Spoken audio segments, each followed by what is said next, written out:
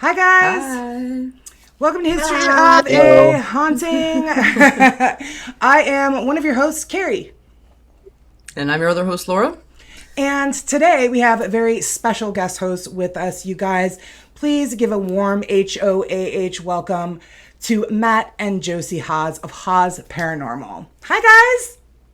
Hi. Hey, what's up? Hi, everybody. Thanks for having us. Thank you so much for joining us. Today, guys, we are going to be covering a location that Matt and Josie are the foremost paranormal experts on. And today, that episode is Kingsland Manor in New Jersey. So it's the same format, you guys. Laura's going to do her history portion. And then instead of me doing the haunting portion, Matt and Josie are going to take over that part of it for us. So do you guys have any questions before we get started? No. No, we're good. Yep. And it's is it in Nutley, New Jersey? Is that correct? Nutley. Okay. Yes. All right. Perfect. Well, Laura, go ahead. Take it away. What are your sources? So my sources for today are wikipedia.org, kingslandmanornutley.org, revolutionarywarnewjersey.com, and journeythroughjersey.com. Cool. As we said, the Kingsland Manor is located in New Jersey, in Nutley, which is in Essex County. It is a Dutch colonial home with federal-style elements. The house has been described as containing 17 rooms, 2 kitchens, a ballroom, a slave prison, a slaughterhouse, a smokehouse, an underground Indian raid cellar, and a 125-foot tunnel leading to a stone barn fort. Wow. Okay. Solitary confinement torture pen with manacled leg irons, neck yokes, a double ball, and chain captors. Now, a lot of this is speculated because they don't think some of it was probably not really used for what they're kind of saying it was used for, but that was just on one website. Matt and Josie, I know you've been there a bunch. Have you seen this stuff there? Yeah, I mean, it was definitely used as a speakeasy. As far as the fellow that ran the speakeasy was a constable. He was in trouble with the law and everything. They did some bootlegging. Yeah. In the root cellar, they're suggesting that the tunnel that you spoke of, the 125-foot tunnel, they did survey the land with ground penetrating radar with a company that came and did that for them. They did find voids in the ground. Then they don't think that they're accessible. They're probably caved in at some points of the tunnel for the fact that it's like so old. And plus they built a lot of stuff around it like over time, and you got shopping centers across the street, you got a neighborhood over on top of it. But there are rumors that the constable Bus McGinnity, who was the bootlegger, ran across the other side of the tunnel, took a pistol to his head and killed himself. So there's a lot of records stating that that's true. I think the tunnel, there's also a tunnel going into the speakeasy, correct? Yes. Okay, so there's 2. Okay. Yeah, so it was kind of speculated on different places, like kind of how much of this is actually there and how much isn't. So that's why I figured I'd ask you guys since you've been there. Well, it sounds like it's such a huge place. Let's take a look at it real quick and watch me put this picture up. And Matt and Josie are like, that's not it. Where'd you get? Hang on. Let's see if I did this right. Did I get it right? Yep. That's it. Okay. Well, it doesn't look like it would be as big as Laura had described. That's crazy. I love it. I can't wait to go. It's really not that big. Big. Yeah, when you're there in person, it looks smaller in person. Does it? Okay. Oh, okay. Yeah. I mean, there are a lot of rooms, but it's not huge. Okay. It's a small location. Okay. Yeah. All right. But it is considered a mansion, right? Yes. Okay. Cool. Right. Well, and getting back to the history portion, it was built in 1768 as a farmhouse by 2 brothers, John and James Walls, for James and his wife, Mary. Kingsland Manor is located next to Kingsland Park, overlooking the waterfalls on the Third River, which flows through the park. Oh, cool. As you saw in the picture, there's water right there. Yeah. So, right. It's really beautiful. The grounds look, just gorgeous. I'm sure that even in person, they're probably even prettier. Yeah, actually, a recent storm knocked out the bridge to the falls and the water there, and they're replacing it because the storm did some damage. Oh, really? Was it like a footbridge, or could you drive over it? Yeah, well, a footbridge. You can walk across the water. Wow. Yep. Okay. Okay. Yeah, but very beautiful. The oldest portion. Yeah, it looks really pretty. The oldest portion of Kingsland Manor was built circa 1768, 7 years before the Revolutionary War began. The house was much smaller at that time, and in fact stood at a different location, about a mile upriver from its current location, near a mill in what is now Memorial Park, or commonly known as the Mud Hole.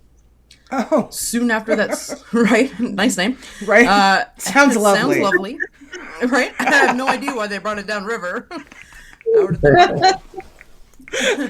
But soon after that smaller version of the house was constructed at that site, it was taken apart. The pieces were then floated downriver to the site where the house was reconstructed.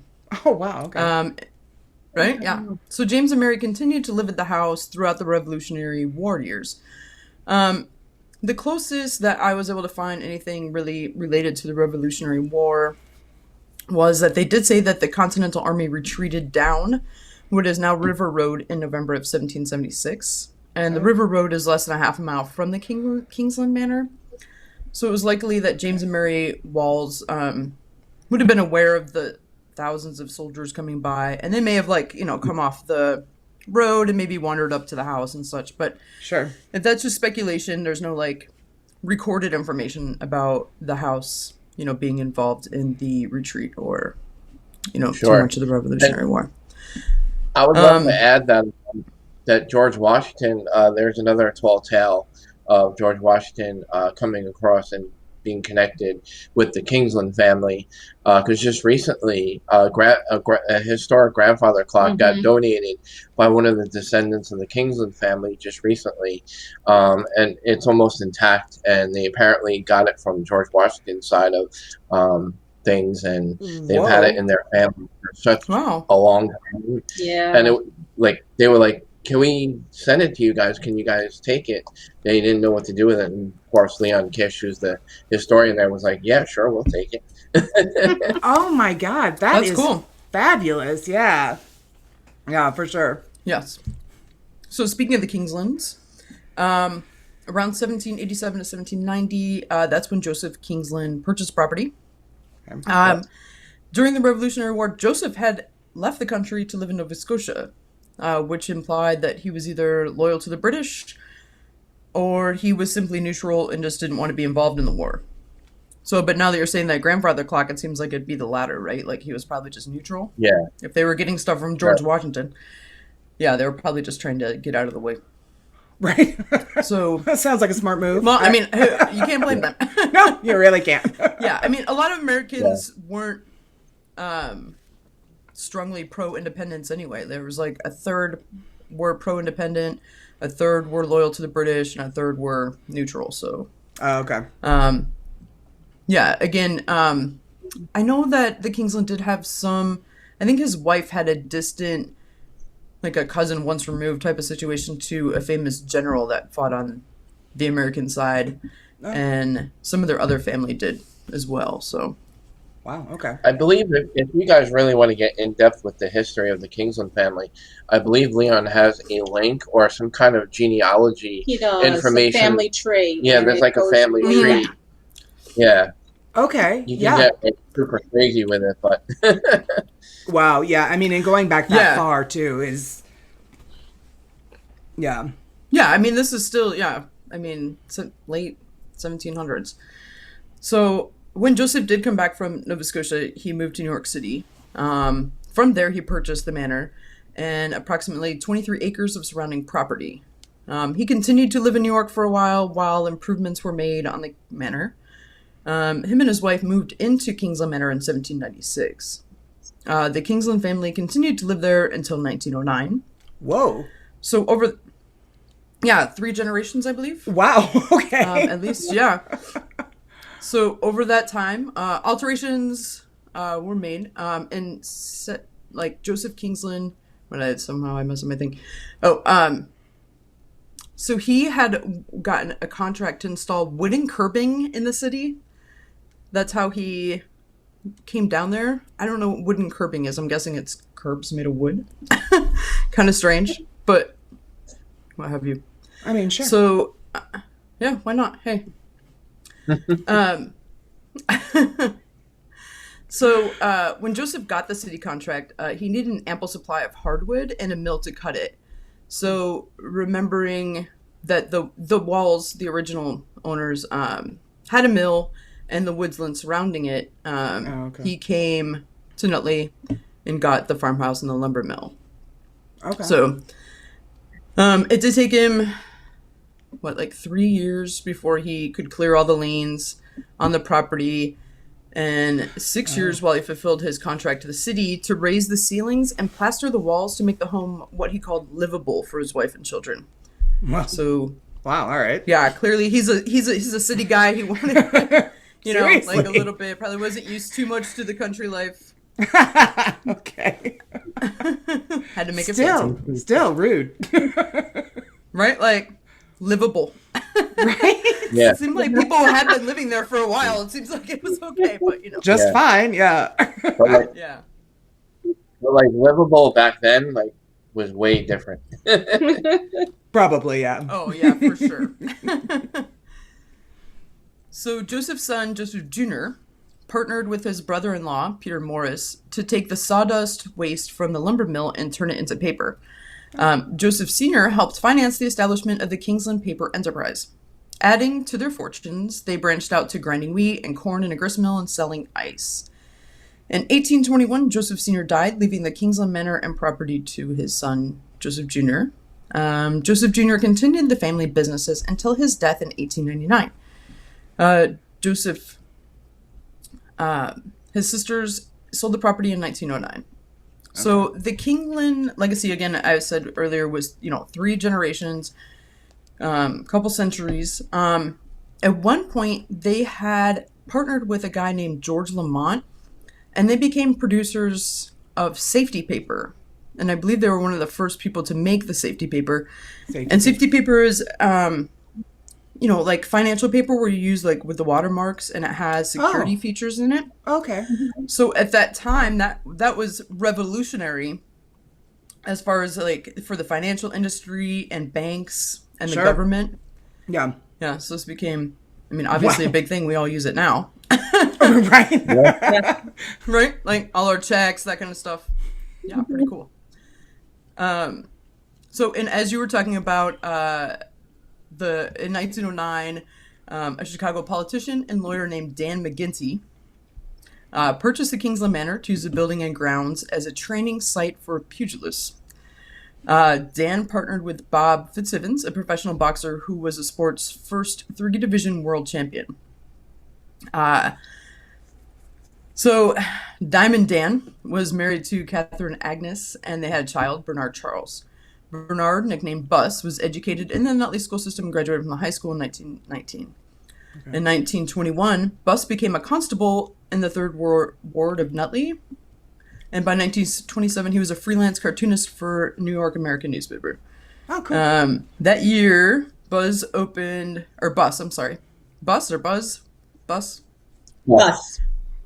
Yeah. Bus, okay. I just want to make sure. It just seems weird to call somebody Bus. Yeah. I'm just afraid if we don't call him Bus, he'll break my leg. Because we got an EVP of him possibly saying he wants to break our legs. So. Oh, no kidding. Lovely man. Yeah. Yeah, he sounds very like an interesting fellow. Right? Bus it is. He's the one that opened. Yeah, right. Yeah, he's the one that opened the speakeasy we were talking about earlier. Okay. And that operated until Prohibition ended. Yeah. And then he opened the Colonel Club in the ballroom. Unfortunately, one December night, Bus served alcohol to a couple of non-members who were state alcohol and beverage commissioners, and he lost his club's license. Yikes. So And again, as we talked about earlier, his body, under weird circumstances, his body was found outside the barn across from the manor with a gun lying next to him. He had been shot in the head, and he was 37. Oh, God, really? Yeah, he died young. Yeah. Wow, okay. Yeah. So his wife ran the manor as the Nutley Private Hospital until 1938. Wow. When she lost the property due to unpaid taxes. In 1939, Mr. and Mrs. Ralph Smith acquired the manor in a sheriff's sale. Ralph was an air traffic controller at Newark Airport, and it was during the period when the Smiths lived at the manor that it was documented by the Historic American Building Survey and turned into, I'm guessing, then protected. What year was So this? in 1938. Oh, okay. Or no, I'm sorry, in 1939. Somewhere Wow, in there. big liar. I don't know. I wasn't with I'm you making either. it all up. Around that. That's when I got it. Don't question me. Sorry. We've got the experts think- here. We've got to I'm like, Listen, Laura's spot on with her info here, so I got to give her kudos for doing her homework. yay, thanks. good job. Okay. Yeah. Thank you. So the manor was purchased in 1944, again, by International Telephone and Telegraph, ITT, and became the home of one of its presidents, named L. John Denny. Denny lived in the manor until 1958, when the property was sold and inhabited by Norman and Doris Sheps. The Sheps sold many of the original furnishings from the colonial home in their antique store in Chatham, Massachusetts, during a period known as colonial or early American revival. Okay. Yeah. So I know that stuff is super popular and very expensive. Right? Yeah. That's a big bummer that they had done that, though. Right? Yeah. That they just sold off a bunch of it. That's why I was like, I thought it was interesting because, yeah, like kind of a big shitty thing to do. Right? Yeah, I mean, because they kind of, took away a lot of the cool stuff that probably would have, I'm sure that was in there Right, yeah. that really fit with the house. Yeah. So in 1971, the Sheps sold the manor to a developer who wanted to subdivide the property and build 4 modern homes in its place. And he did ask the Nutley Planning Board if he could, and they said no. Thank God. Right? Yeah. And so they turned it down, and instead of letting him have it, they actually purchased the property. And then in 1974, the Historic Restoration Trust of Nutley was established as a partnership between the Friends of Kingsland Manor and the Parks and Rec Commission of Nutley. Wow, So okay. for the past 46 years, the trust has been faithful to the original design of the manor, Great. using HAB's program, which I'm not exactly, I would imagine has something to do with being able to see the old stuff. But pictures, drawings, and descriptions for its basis for the restoration work that it's done. It was added to the National Register of Historic Places and the New Jersey Register of Historic Places in 1978. And that is the history of the Kingsland Manor. I'm sure we'll talk about this later, about how you can visit the manor and the kind of stuff that you can see there. Because it does have, all that, like, 19th century, not all that it had, but some 18th, 19th century furniture, decorative objects, toys, all that kind of stuff, like, from back then. So it seems pretty cool. And it looks like some stuff from the Prohibition era. Oh, cool. All right, well, let's take a look at some pictures that I found about Kingsland Manor real quick. Let's see. Is that another view of it? Did I get the right picture? Now I'm all nervous. Yeah, Yay! that's actually the back. The back, which is kind of like What used to be the front. right? That was Okay. actually the front of the building back in the day.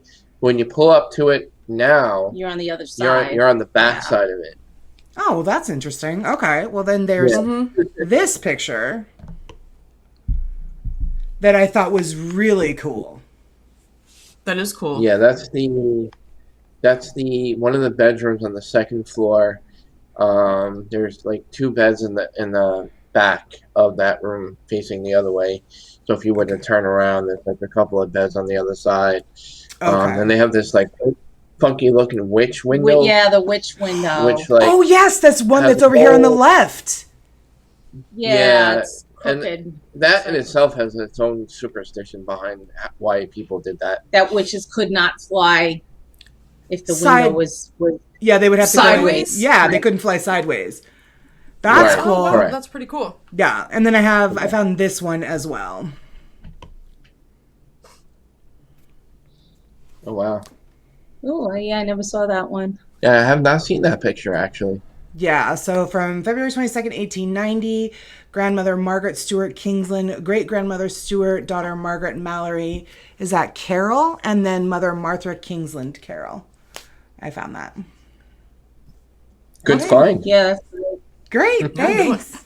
And you know what? Actually, is it... Okay, let me try to, like, scoot over here. This picture that's my background, is that the other side of that... Is this picture Yes. the other... Okay, so then that's the other side of that one room. Yeah. Master bedroom. So that's cool. now Okay. your bedroom. So then here's a question. I also found this picture. Nilor, can you shift to the side? I found this picture. Who is that? That's Joseph Kingsland. Is that a picture of a man? That's Joseph. Yeah, that's, Joseph it looks- Kingsland. yeah, that's Joseph Kingsland. Yeah. Oh, really? Okay. It trying looks to like move as much as I can. right. It looks like a much older painting. But I was like, I don't know who that is, but we'll ask him. Yeah. It's a portrait of him. Yeah, somebody did a portrait of him, and that's what that is. Okay. All right. All right. Great. Well, so survey says Laura's history was pretty spot on, huh? Yes. Yes. 100%. That's all I could Yeah. hope for then. That's just like it has so many hidden gems in its history and itself. Right. So many Like, different layers. You wouldn't imagine Mhm. all that history there, and all the things that it's connected with, aside from the Kingsland, like the things they did in the town and Yeah. the Revolutionary War and the paper mill and all the other Just- stuff that they were Yeah. You would have no idea. crazy. Yeah. It's a fascinating place. That's really cool. Yeah, it really is. So, before we have you guys tell us all about the paranormal activity that goes on there, how did you two get connected with Kingsland Manor? Like, how did you guys stumble upon it? Is it a place that you had investigated? Or tell us how you guys got involved with Kingsland Manor. It was never investigated before, actually. And I think Matt was doing some research and he found out about it. And then he contacted, I think it was Dot at the time. Yeah, at the time she's now passed. She's now passed away. About 2 years ago now. Oh, a little more than 2 A little years, more I than 2 think. years ago. Okay. And we actually had a meet with the board yeah, of, Sure. the preservation that she Yeah. spoke of. Sure. We had what was funny about it is Dot was like, "Oh, do you mind meeting, with a couple of people? Sit down, we'll talk, about what we want to do and explain how we do things." And I said, "Sure, Yeah.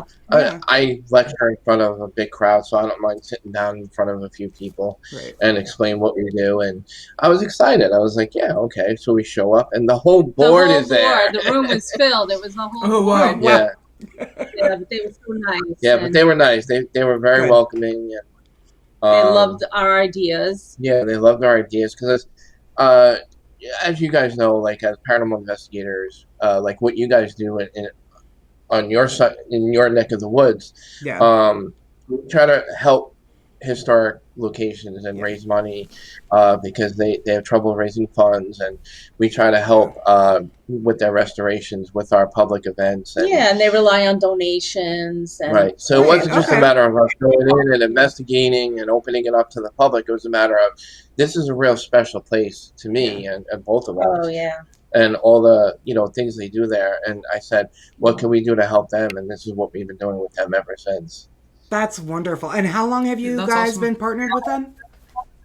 Like I say, probably around 10 years. Wow, really? Okay. Mm, Has it been that long? Yeah, Wow. yeah. that's So cool. we got married in 2011, Okay. and then Hurricane Sandy came in 2012. Yeah. But I think it was right before Sandy hit, where I think we met with them, and then we started investigating after Sandy, all that was out of the way, and then we started. So it would be like just about 10 years. Wow. That is wonderful. I had no idea that you guys had been partnered with them for so long. So now, when you first went in and did your initial investigation, did you think that there was anything there, or did you just think, we'll see? Yeah, it was kind of like, we'll see. It's kind of old. There has to be a little something. Yeah, because what's funny is the historian, he's a big skeptic, and he was kind of wishy-washy about, I don't know if you're going to find anything, because he's not a believer.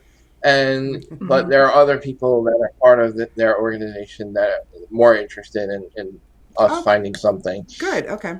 So of course, when we went in, we always go in with some kind of skepticism. Right. You have to as a researcher, right? Yeah. And we thought at first we weren't going to get anything because it was quiet. It was just us, and it was kind of quiet, and then all of a sudden things started happening that night. Yeah. That we were kind of blown away with. Yeah. Some really unforgettable moments. From the first night? Yeah. The first night. Yeah. Wow. Well, one of the things that I absolutely loved we were in the summer kitchen, and the footsteps that we were hearing all over the manor. I mean, it was incredible. I couldn't believe it. I was just blown away by that. Wow. Do you remember all that? Yeah, we were sitting in the windowsill. Yeah, in the windowsill. And just still as anything. We had the whole place to ourselves, 'cause that's how we roll. We don't like anyone else there. Sure. Because we don't want contamination. And right. The floorboards, because the building is so old, are very thin. But they're very wide, and you can kind of even see through the floorboards, into the basement. Really? That's how old it is. Yeah. Wow. So when you hear footsteps, you hear footsteps. Wow. Okay. And there's no mistaking it. It wouldn't sound anything like an animal might have gotten in. It's very clear. No. Okay. Wow. Okay. So you also had problems with your extension cord. Oh yeah. That night when we were down in the speakeasy. Yeah, they don't like my equipment. Yeah, they did. They were not happy with Matt's equipment. Yeah, I was setting up an SLS camera in the basement, and I had this brand new extension cord, and I was happy I had it because it was a cool extension cord. It's like an octopus, Yeah, it had all those. I could connect like this and that, and Laura disappeared. Laura did disappear. Wow. Okay. Rude. Oh wait, she just texted. What happened? They don't like my equipment, and then they turned her off. Laura, the ghost turned out they didn't like your history, and so they turned you off. She'll probably be calling in here in just a second. That's funny. Keep going. We'll fill her in a minute. All right, we'll fill her in. So I got this expensive Radio Shack extension cord before they went out of business. Right. And, and I was excited to use it. I was like, I'm hooking everything up, and I got everything going. So we go back down later after we left everything running on its own when we went to go finish investigating. We went downstairs where we set all this stuff up, and I look, and the power is off to all the equipment that we were running. And I was like, what is going on here? I said, it's a brand new extension cord, and nothing is working. And I was like, it's kind of weird. Right. You just bought a brand new extension cord unopened. I just right? So I'm like, all right, maybe I blew a fuse because the building is old. I'm like, I hope I didn't blow something in one of the outlets. Right. But no, he did try plugging in other things that worked in that outlet. And then we also tried the extension cord in other outlets, and it wouldn't work either. In places that we knew that had power. Yeah. Okay. And plugged it in, turned it on, nothing. No juice, nothing. I was so disappointed. So we're like, oh, it's fried. I'm like, I'm going to have to take it back to Radio Shack and tell them, listen, I bought this, and it's working. And then I said, you know what? I said, I think they were messing with us, because I said, I just had this feeling when I come home and I plug it in at home and I turn it on, it's going to work. And guess what? Sure enough, it worked. And we still have it and still use it today. Wow, really? Mm-hmm. Yeah. Yep. Yeah, that is interesting. So Laura just texted and said that her Wi-Fi has gone out. Oh, She's like, it's totally out. She's like, my router is yellow. I don't know what's going on. I'm like, oh no. So sorry, I'm like, Laura. yeah. She's like, I'll come back if I can. I'm like, yeah, we're going on without you. It's fine. Oh, She can catch it on did a great YouTube. job on the history. I know, It was right? God. Yeah, she's contacting her cable company, so it's fine. She can watch it on YouTube. It's all right. So from the first night you guys started having experiences, and then how long before you were having others come in to investigate it? And like, what were some of the other things that you've experienced over the last 10 years that really stand out to you that you can almost always count on every time you go there? Mm-hmm. Yeah. Well, it was pretty soon after that because we had Alex with us. Right. And that's when we did a lot of work in the speakeasy. Right. Okay. And you had the SLF, the Connect. Yeah, the SLF camera. We've got a lot of SLF action in the basement. I know the flaws of the SLS, and I know if you walk around with it mobily, you know, it has flaws in its software where it's designed to pick up and map Like latch figures with Right. objects that are in the frame of the sensor. Right. And that's what it's meant to do. So that's accurate. It's going to work like that. So I think if you're walking around with it, it's going to map any object to look like a figure. Right, because it can't really focus in on one thing because it's constantly, that makes a lot of sense. Right. Yeah, Right. for sure. So, however, I do think it'll be useful if you use it like a stationary SLF camera. So if you just place it in one spot and leave it, and then you get something because you're not moving it, and it's in one spot that it's not moved, and you get a figure, then you have something interesting going on there. Right. So that's why we were using the SLS in the basement a lot, Right. because obviously with it being the speakeasy, we thought maybe this would be the most active area. And we did. We got some interesting SLS footage of a couple of figures just appearing out of nowhere. And one looked like it was playing the bass. It looked like it was in like a jazz band kind of. Like when they would sit on the floor. Yeah, and like play the bass, and hold it, hold the upright bass. Yeah. And really interesting figures. We got more than one. We got two actually.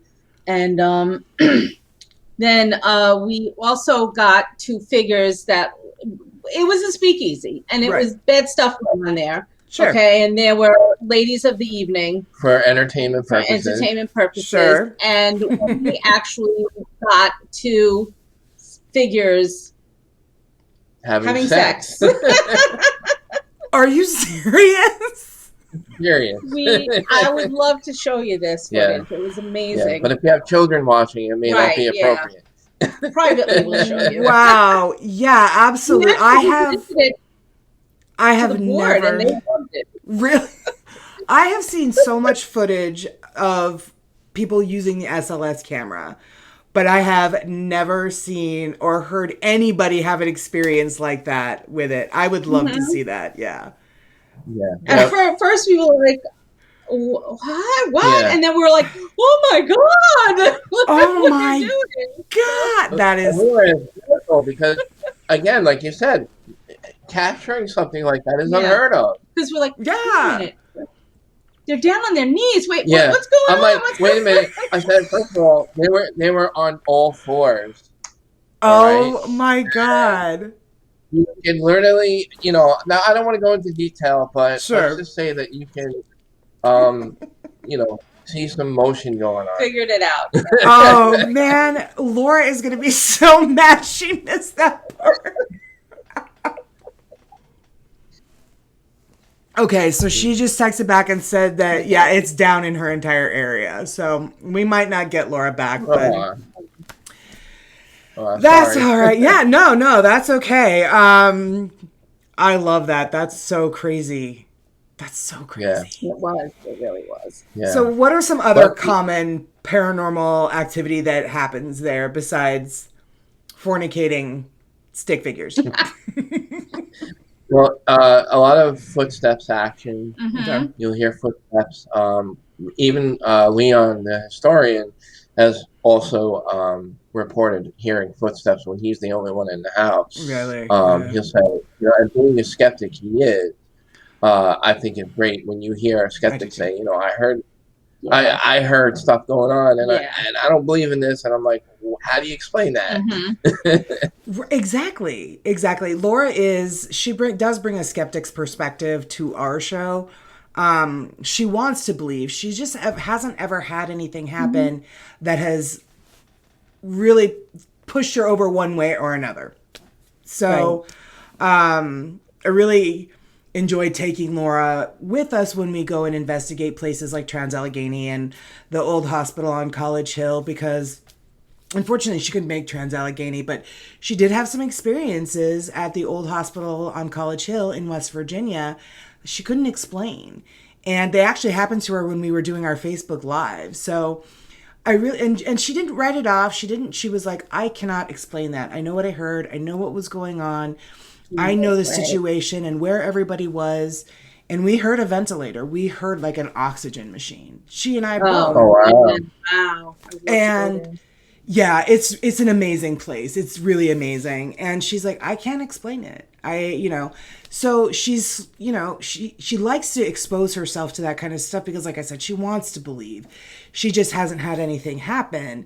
So I think it's always find it really interesting to see what folks like Leon, how they explain it, if they can or if they can't, and when they have stuff like that happen to them. So I love to hear those kinds of situations. Yeah.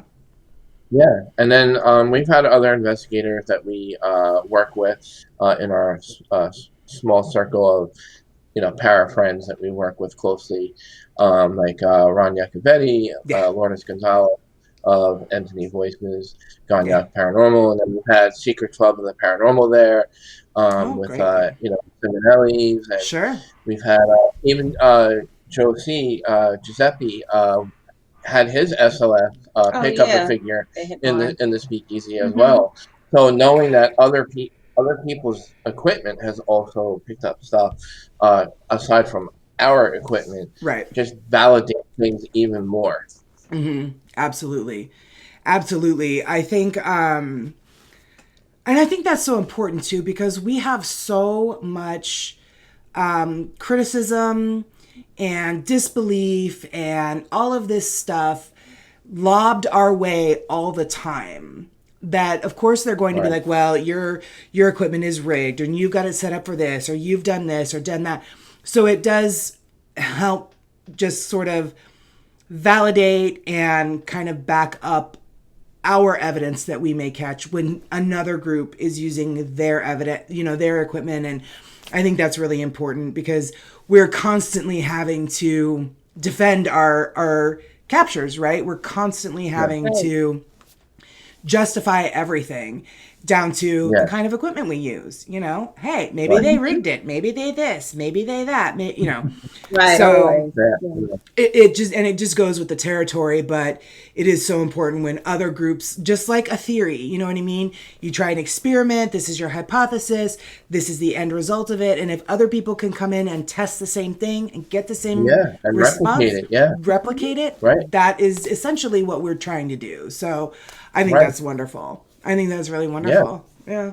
I mean, we don't open it up to the public per se, as far as outside of our circle of people that we work with. Just simply because like the board there are very particular with who they work with. Sure. And we have to be careful how we present what we do and who we work with that we bring in there. Yeah. And we want to keep that level of trust and reputation of our own with them to continue working there. So that's why we're careful with who we bring there, because there's some bad apples out there, and people use the wrong intent with their energy, and they bring in negative energy. Right. You don't know how their style is of investigating, whether it be provocation, using the Ouija board, and stuff like that. You don't want that bad mojo in a place where you have a good credibility. Right, exactly. Now, along those lines, have you guys ever had anything scary or even like violent happen? Any kind of activity like that happen while you've been investigating? In Kingsland, Not no. in Kingsland. It's Yeah. been Okay. all good energy so far. Good. Okay. I mean, I've had physical experiences where I've had my shirt pulled on, where I was not expecting to have like my physical Right. clothes being pulled, and I'm just in there having conversation with a friend, and all of a sudden, and I jump like 6 feet in the air, you know. Yeah, I would too. Yeah. So I've had that happen twice to me. Once on the main floor, and also in the children's room. Yeah. I've had my shirt pulled on, and they caught it on video. The Simonelli brothers had it on camera actually, and they could see the whole portion of my shirt was like messed with because they Really? saw on video how it was like nice and straight, Yeah. and then you could see like where it was like pulled. And he was That's like, "No," he's like, fabulous. yeah, he was like, no, like we have it on video. I'm like, really? I'm like, that's cool. That's really fabulous. Yeah. That's really great. Well, so then I think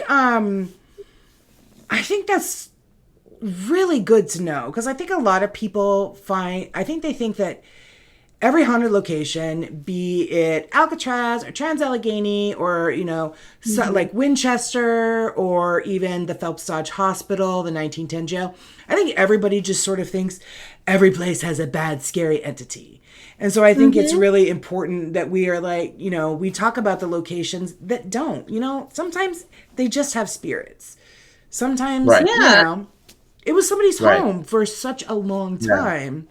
So, Yeah. how many And, spirits and would that's you? one, Oh, go ahead. oh, sorry. I was just going to say that's one good thing about Kingsland is because all of our findings kind of relate to the history there and the different levels of the haunting, Yeah.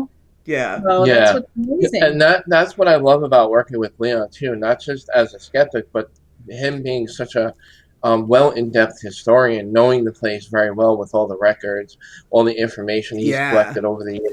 That he could validate He if we get a validates, name right, or a find. right. He's like, oh yeah, That's We good. bring to him our information and say, listen, we came up with Bridget, right? Let's just throw the name Bridget out there. Sure. And he's like, oh, okay. He's like, well, Bridget, in this timeline of this part of the family was related to so and so, and I'm like, yeah. what? There you go. is So it's all that related. is It's amazing. fabulous. That is really fabulous. So, how many spirits that would you say are there that you guys in the 10 years that you've been investigating it? How many spirits are Okay. there? Well, there's definitely Bus McGinnity. Yeah, you got Bus McGinnity. Okay. Definitely is. Joseph Without, Kingsland, I would think yeah, they're there. a couple of Kingsland spirits are Stephen, there. there's Stephen.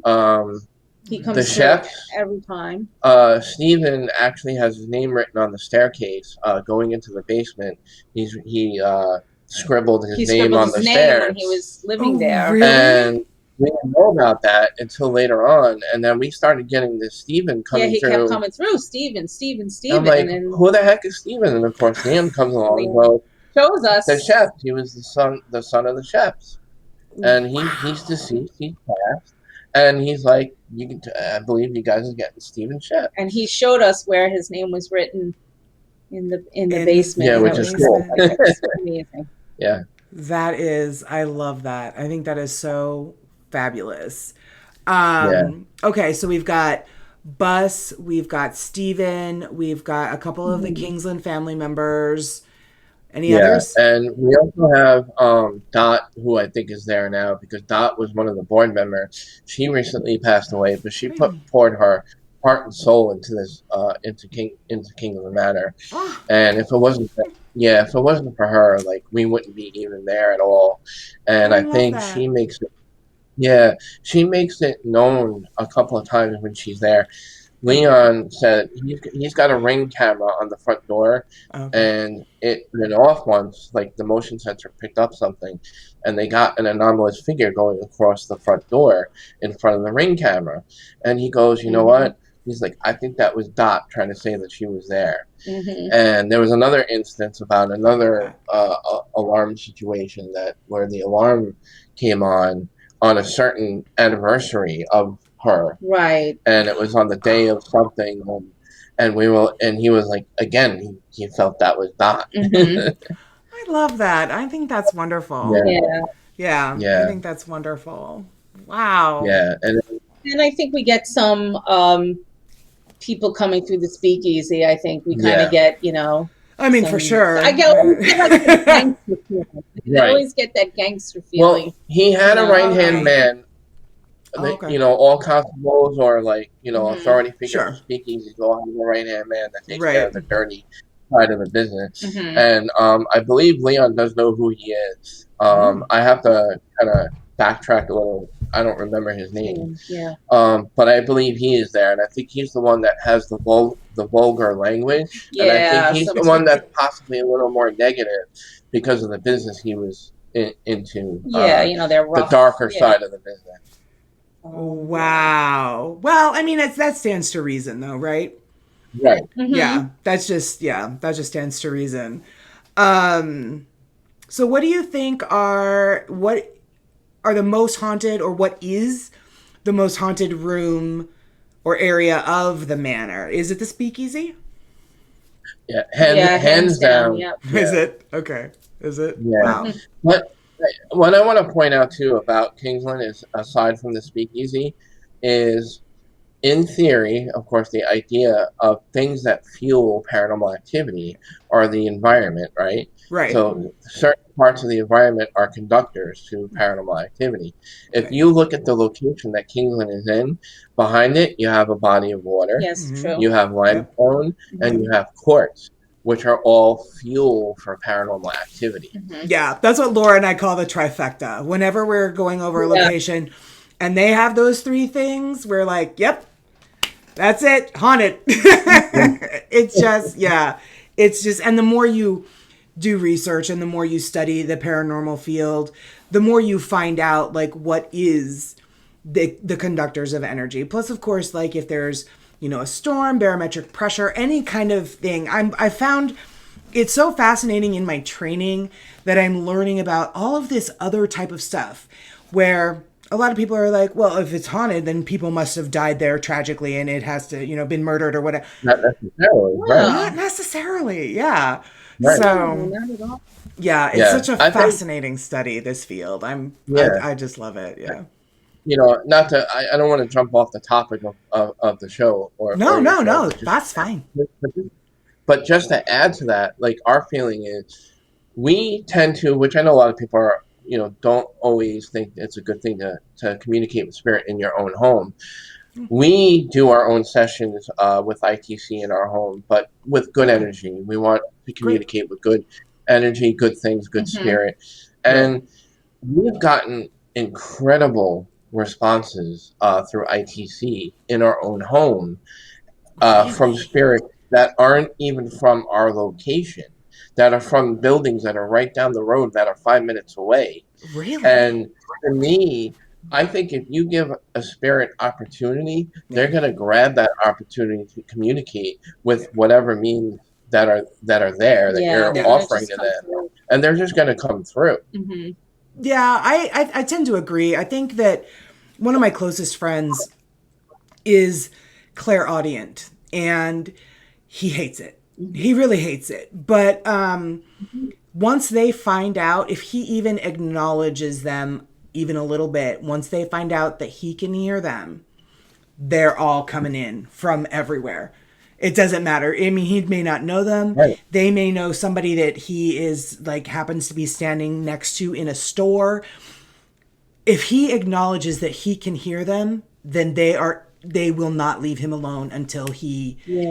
Yeah, it's been really fascinating for me to watch, but he absolutely hates it. And he has worked really, really hard to not acknowledge them for that very reason. Right. Like you guys said, if they have an opportunity to come through, they're going to take it, especially if they have a message for somebody that they want to get across, they want to be delivered, they're going to try it. So I completely agree. My friend has had this happen for a long time. And I think it's really wonderful that that you guys are wanting to communicate with other spirits and not just, obviously all of the ones that walk in the light, and not just, in a location where you guys might be investigating. I think that's really cool, actually. Yeah, it is, and we always make it known that we want to just communicate with good energy and good intent, and Right. we also mean the utmost respect with the same intent in return. So, Right. we want to make sure that we don't come across the bad guys, Sure. Now, have you guys ever, through your sessions with that, have you ever had a spirit stick around, not want to leave? Have you ever had to, has it ever gotten... Not yet. Oh, No, good. not yet, because Okay. like I said, I think because we're pretty conscious about our intent and we make our intent very, very known. Very clear. And that's why we've been very successful with our results, and we haven't had any struggle with getting rid of anything. That's wonderful. So far, not going So, what are some other things, be they paranormal or just really cool fun facts about Kingsland Manor, that you would like everybody that's listening to this to know? Well, they're very community driven. They have great events there other than paranormal. Okay. They have like neighborhood friendly events like they have ice cream events where they have the children come get ice cream. Christmas time, it's all decorated, and Santa. Yeah, and they have Santa dress up. And I think they have carolers, and you really should go visit it. And they also do a speakeasy event around Halloween. No, actually, when we went, it was in February. I think. So near Valentine's Day. It was really okay. It was snowing, and the manor just looked beautiful in the snow at night. Oh, I bet. And they had a wine tasting, and it was a speakeasy party. So we all dressed up, and I had the flapper dress and the gangster suit, and it was the best. So they had that sounds like the best time.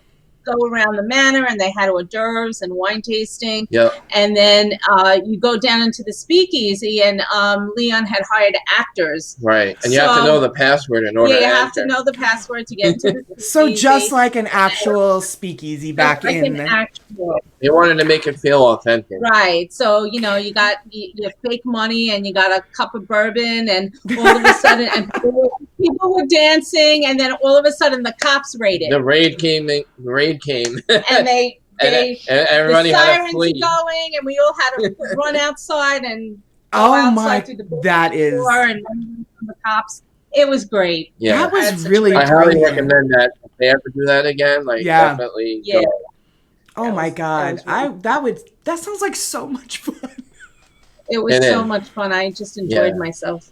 Yeah. And all the money that they raise goes back into the preservation and the care of them. Yeah, because they are trying to restore it back to its originality in some of the portions of the building.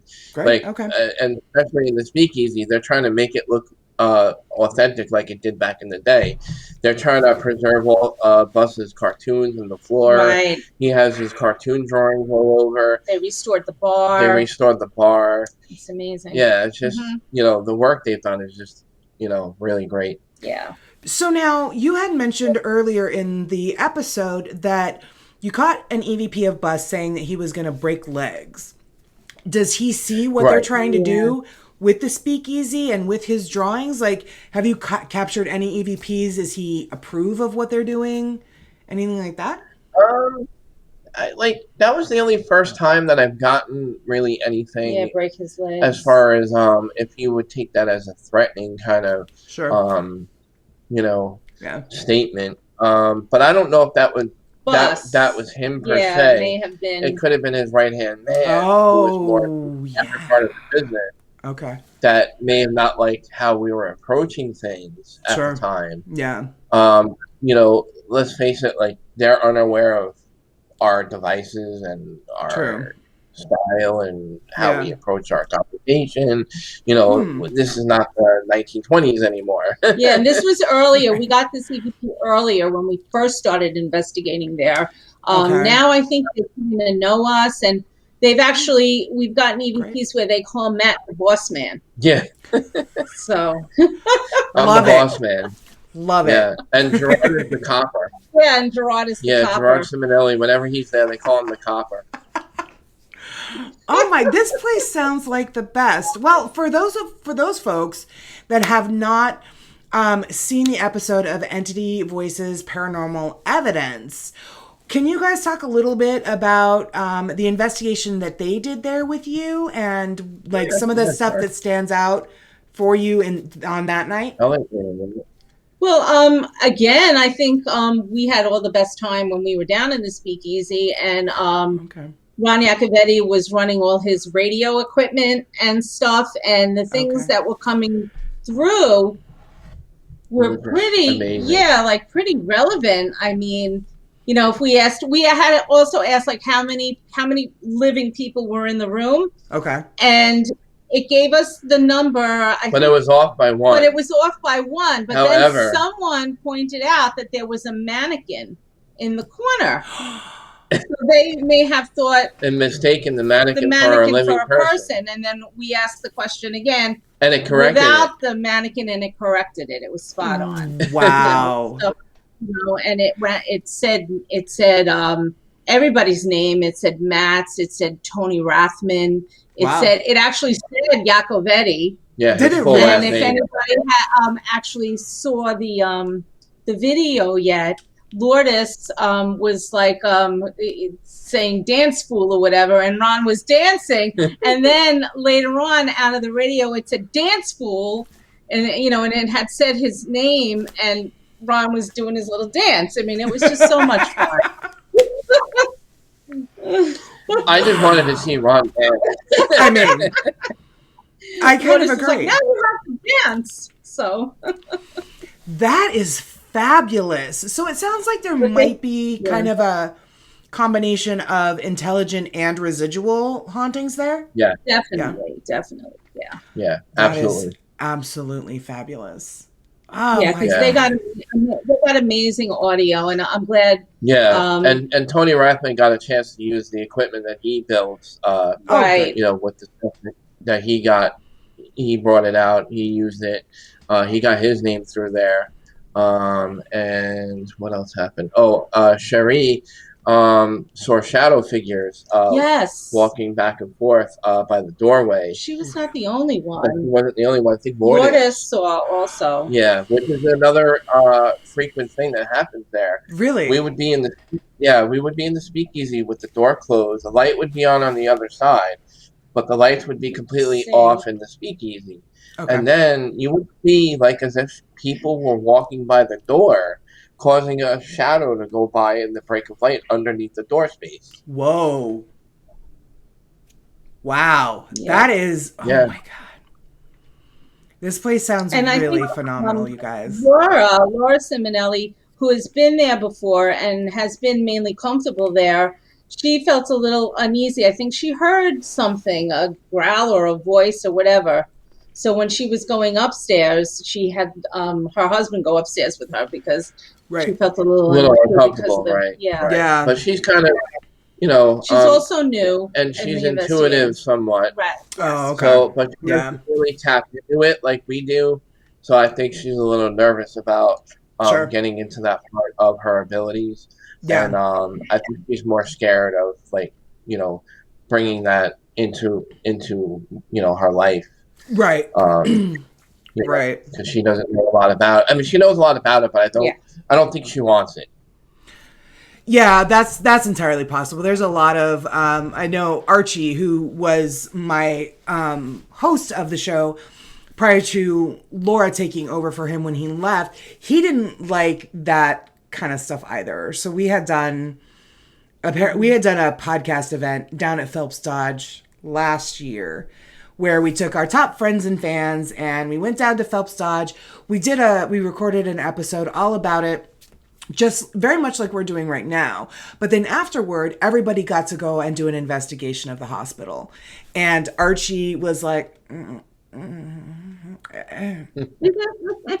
it was just one of those things where he had to do it because, he was the host of the show. And I mean, he had a good time. Some of his friends had gone, But I mean, if he could have chosen, he would have been like, I'll just stay here in Phoenix, Carrie, and you go handle all of that.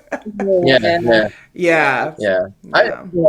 I respect people when they don't want to be in tune with that, because you really got to know what you're doing and how to be able to close it down, and how to protect yourself. And if you don't know a lot how to do that part of things, then yeah, it's not for you. It's not for you, and it can get really dangerous. And right. You could inadvertently bring something home if you're just going for fun and you just want to, that's kind of one thing that if you're going on like one of these 2-hour historical or paranormal tours of a location, be it, Kingsland Manor, or be it, Trans-Allegheny has a number of historical and paranormal tours that are like 2 hours long or what have you. It's entirely possible that, inadvertently you might sort of have something attached to you and bring it home. And it's happened to us. Believe me, we know. Yeah, I mean, and fortunately it has not happened to me yet, but I work really hard, and Tony and Cherie and Chris and Audra, that was one of the first things they drilled in my head when I started training with them is don't forget when you get in, when you leave, don't forget, don't have that happen to you. Because there have been some entities at Phelps Dodge that have followed Tony and Cherie and Chris and Audra places, and not necessarily just to their home, but I think there was a story where Tony and Cherie had gone to the Philippines, and one of the spirits, Michael, had followed them to the Philippines. I was like, wow. Right. Yeah. I do remember that story. Yeah. So not that they didn't want him there, but like, you know what I mean? Like Michael was a very friendly spirit, but regardless, you don't want them to be attached to you. So that was one of the first things that they were like, don't forget, Carrie, you must do this. And they are right. Every time. See, when I first started, going back a long time now, but this is even before I met my wife. I kind of grew up into the field where provocation was like a big thing, because people thought by provoking that you would get great evidence and you would get instant results. And that was a big thing back then. And it was like, but now that, because there's so much more negative energy out there and you're more susceptible to the vulnerability of that energy, you got to stay away from provoking, and you got to stay away from and be more respectful with how you communicate. Definitely. Yeah, for sure. Because you don't, while you might have a good rapport, even say with an intelligent haunting, they can get angry just like the rest of us. They were humans once, you know what I mean? Like they can turn on you just like a human can. You always want to be respectful, and people, and Matt, I think you and I talked about this when I was on Strange Oddities, that you have to remember that this is their home. You're going into their home, so you need to be respectful. You're invading their space. That is true. Yeah. So why are you going to go into somebody's home and start like, calling shots and saying, I'm the boss and you're going to show yourself to me, and no. Yeah, well, that's where we learned our lesson, because, I certainly learned our lesson as far as that goes. That's something that I did on an investigation we did years ago. And I was telling it, listen, she got scared of something, of an experience she had. And I just wanted it known that, listen, if we come back, we're the boss. You're not the boss. You're not going to scare my wife. But it didn't fare well for us, because we brought something back with us and it attached to us for over a couple of years. And we had a hard time getting rid of it. Wow. Yep. Yeah, that's one of my fears. I mean, and it could happen. I mean, and that's the other thing too, right? Like you can do all the right things, you can say your prayers, you can do all of the right stuff, and then sometimes it's just going to happen. I did. I said my prayers when we left the location, and it followed us anyway. Yeah, it didn't work. So.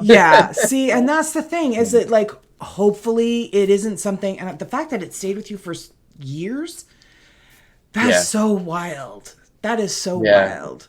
Well, it was funny. build up. It was a slow build up, and Really? we were like, we're investigators, always helping other people, but how do we help ourselves out of a situation of our own? And we Exactly. ended up we didn't know who to reach out to, because back then it was more competitive. Like, groups Sure. were just starting out, and Right. everybody had only. Especially on Long Island. On Long Island, Yeah. it's so territorial, because we're on an island together, and we don't have much, locations to offer, really. Sure. And if you have like 20, 30 groups on Long Island fighting for the same area, it's like, who do you rely on to help you? Yeah. That's so scary.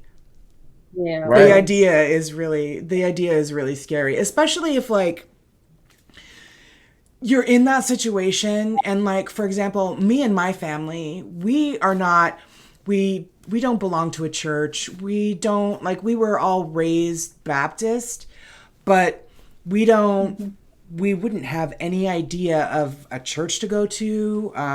We wouldn't have any clue, especially if we didn't have anyone in the paranormal community to reach out to. Fortunately, I do, but we wouldn't have any idea. Yeah. So Right. it's just one of those risks that you run being in this field, right? It's just, Yeah. you know, It is. It really is. Everything we do is a risk. Everything. yeah. And I think a lot that's what a lot of folks don't realize when they're like, I want to learn how to paranormal investigate, and it's going to be so cool, and it's going to be just like it is on TV. Yeah. No. It's nothing like it is on TV. It's nothing like it is. I mean, there are those moments where you get that EVP, or you do hear the footsteps, or you do have that like, that moment that they show on these TV shows. Those do happen, and they are really great. But a lot of waiting went into that. A lot of walking around, a lot of setting up equipment, God, it's such a demanding job. In the dark waiting. Yeah, I know. We're just sitting there for hours waiting for something to happen, and we're falling asleep on our shoulders like this, at 3, 4 in the morning. Yeah, it is. And again, like I was saying, like there's risk involved in it too, that you might go and find yourself in a location that doesn't have entities that walk in the light. It could be very dangerous. Right. So there's a lot of risk involved, but it's very rewarding. I think it's so rewarding. I agree. One of the things, while we have this opportunity, if it's all right, sure. About one of the other things about Kingsland, which is great for our relationship with them, we started our own haunted objects museum in the basement of Kingsland Manor. That's right.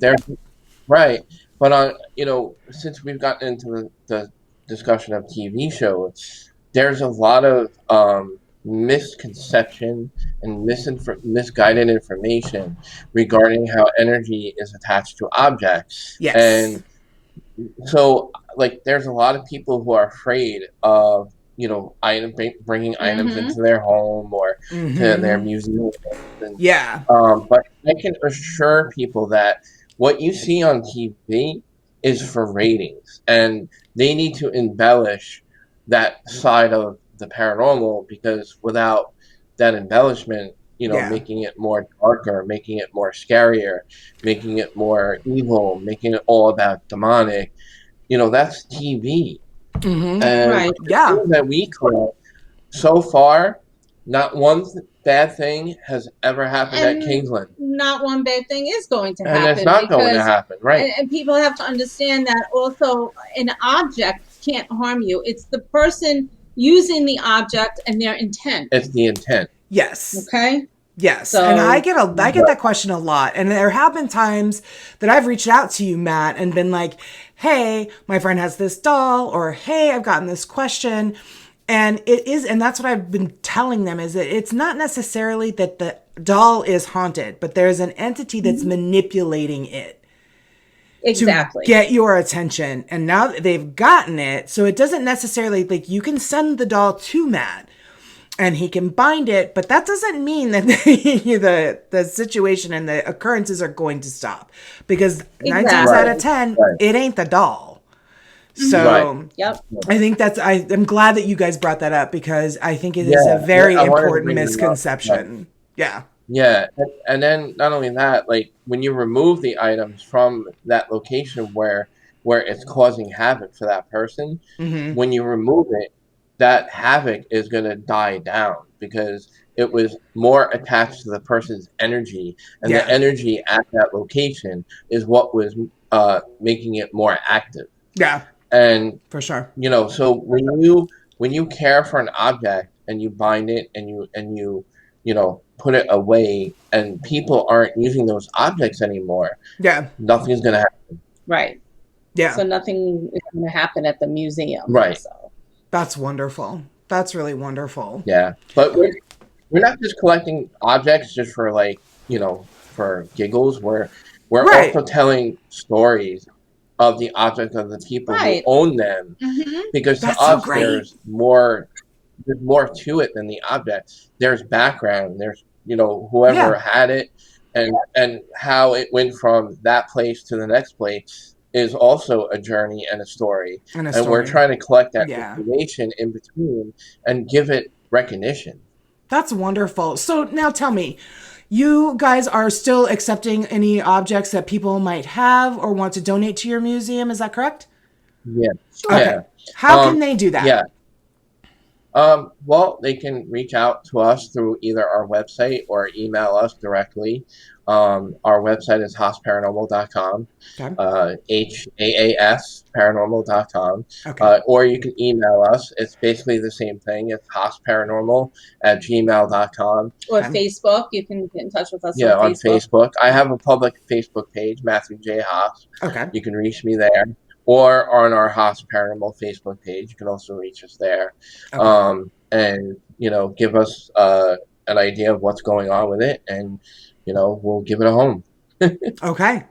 All right. Now, question with honestly, one of my first questions when I had reached out to you with regard to my friend and her doll, can they just send it via regular mail? Is there a specific way that they should ship it to you? Should they put sage in the box? How can they just send it? Well, I would just send it as is, Okay. and then we can assess what the object will need after that, Okay. whether it needs a special binding, because there are different types of bindings that we can give each item. Because I do speak to different psychic mediums. They all have Okay.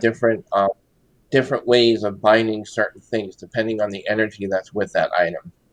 All right. Yeah. Great. Otherwise, yeah. Normally, they Yeah, just ship it to put us. it in the mail. Put it in the mail. Okay.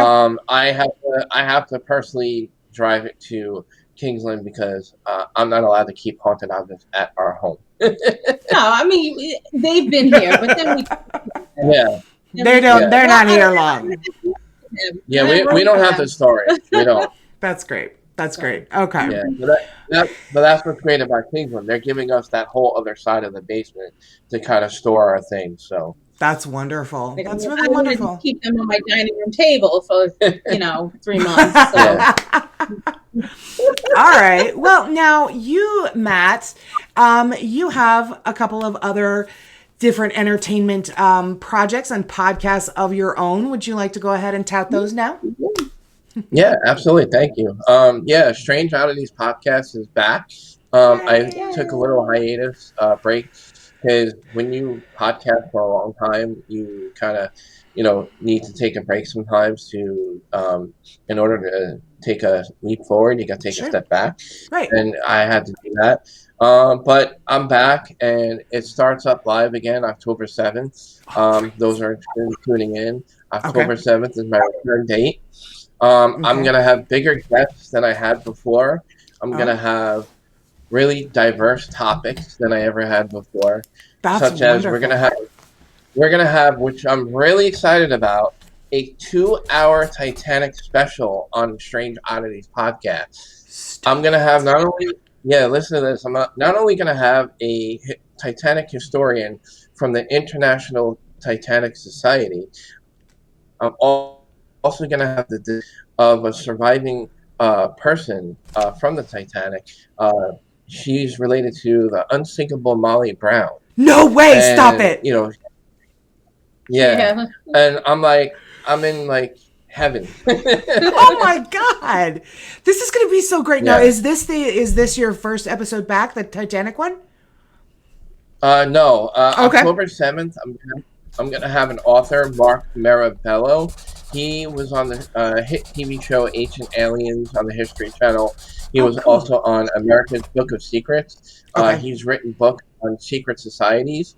So we're gonna dive into really dark secret society kind of conversation. Ooh, I love that. That's going to be really great. All right, great. Well, I'm so glad that you are bringing it back. I think I had the best time on it with you a couple of months ago. Actually, more than a couple of months. It's been a while. Time just flies way too quickly. But we actually are going to be doing our 100th episode live from the Stanley Hotel, and that is going to be October 1st. Oh, good. I'm so glad. But I will make sure to plug Strange Oddities Return and your guest on October 7th. So I wrote it down. I have my little pile of Stanley Hotel information and all this stuff. It's 2 weeks away, guys. October's 2 weeks away. That's awesome. Crazy. My wife has been to the Stanley Hotel. I love it. Yeah. Great place. I know. We are super excited. We have room 217 for one night. It was the last night that they had it available for the rest of the year. And then after that was the room that Stephen King stayed in. Yeah, I investigated in that room. That's pretty crazy. Yeah. So we have that room, and then we have we're there until Monday. So then after that, on Saturday, we check into the Lord Dunraven suite, and we stay there the rest of the weekend. So we're pretty excited about that, but there's a lot we have to get done between now and then. So, but I will make sure to let everybody know that you're coming back, and you're coming back on the 7th. Right.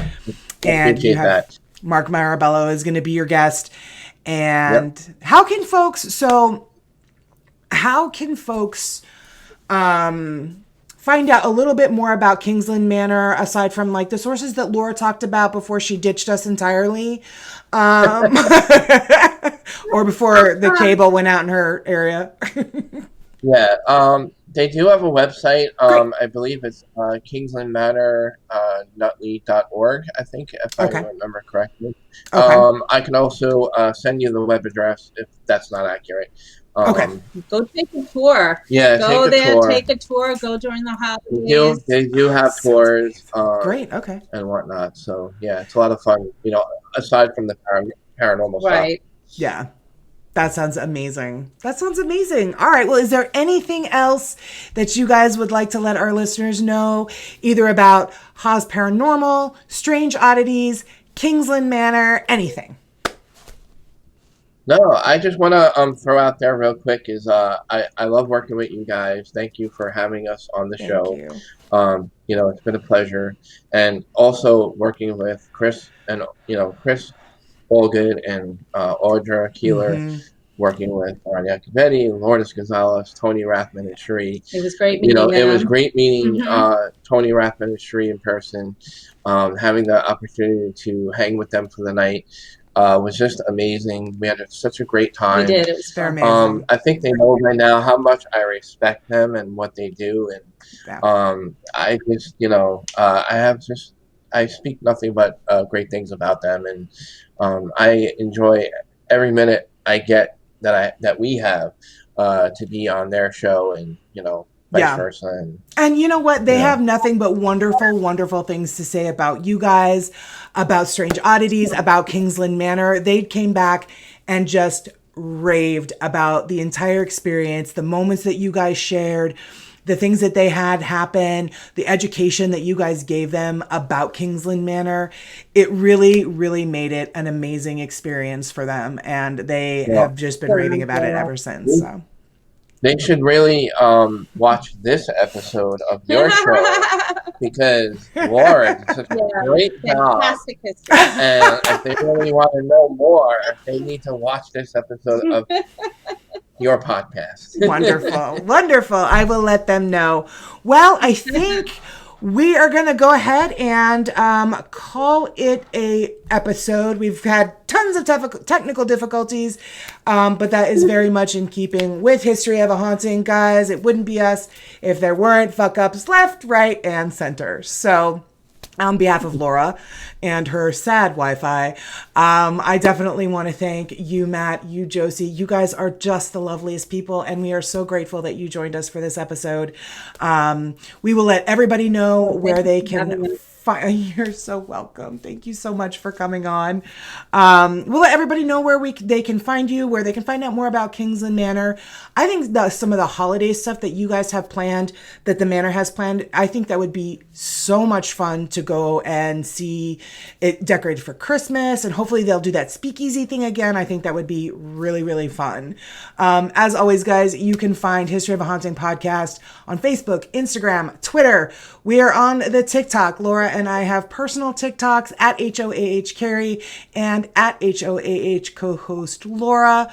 Our hoodies are still on sale. We're running that sale, pre-order sale through September 20th. They're $45. And I believe that is it. Yeah, so I think that's it. Bye, guys. We will see you next week with a brand new location and hopefully less technical glitches. Everybody, please say bye to Matt and Josie. Thank you so much, guys, for joining us. We had the best time. God bless everybody. Love and light to everyone. Have a good night.